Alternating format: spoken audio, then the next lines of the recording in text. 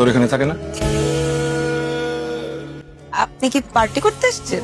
না না, ও, food delivery করতে এসেছেন? কিন্তু আমরা তো কিছু অর্ডার করি নাই। আদরকে ডাকেন। মে আই নো আপনার পরিচয়টা কি? ওকে গিয়ে বলেন আর বড় ভাই আসে।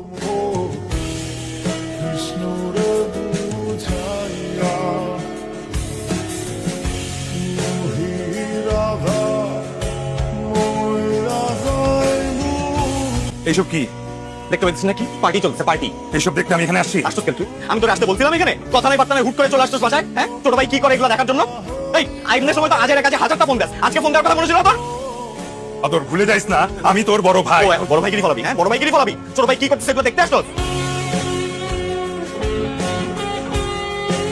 কি আমার সামনে সিগারেট ধরেলি? দেখতেই তো পাচ্ছিস তোদের, এখন কি গার্ডিয়ান গিরি ফলাবি? হ্যাঁ, তুই কি প্রুফ করতে চাস? তুই কি প্রুফ করতে চাস? তুই একটা রেসপন্সিবল গার্ডিয়ান, ছোট ভাই কি করে না পারে এগুলো দেখা উচিত। তুই আমার কন্ট্রোল করতে চাস? এই তুই আমার কন্ট্রোল করতে চাস কেন? তোর মতো বানাইতে চাস? কার মতো বানাইতে চাস? তোদের সবার মতো বানাইতে চাস? ইম্পসিবল ব্রো, এগুলো জীবনও হবে না। এখানে যা দেখতেছিস না, এগুলো একটা সিগনেচার, এগুলো হচ্ছে একটা লাইফস্টাইল, ঠিক আছে?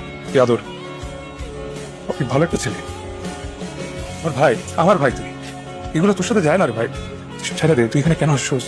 তোর একটা ভবিষ্যৎ আছে, সেই ভবিষ্যৎটা করার জন্য তুই এখানে আসছিস না? মন দিয়ে পড়ালেখা কর শুধু। ছেড়ে দে এগুলো, ছেড়ে দে প্লিজ।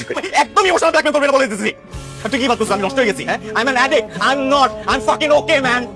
আব্বা জানলে কষ্ট পাবে। আরে আবার তুই বলবি কেন? হ্যাঁ, আবার তুই বলবি কেন? তোর পেটে কোনো কথা রাখতে পারিস না? সবকিছু কেন বকবকের মতো বকবক করতে হবে তোর?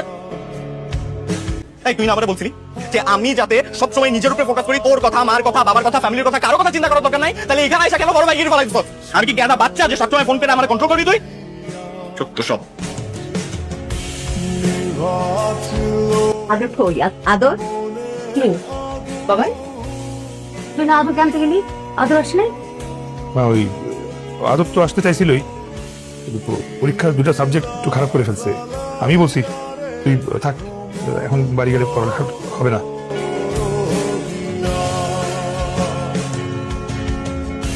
আদর, তুমি যে বাড়িতে যাও না, বিষয়টা কি ঠিক হচ্ছে?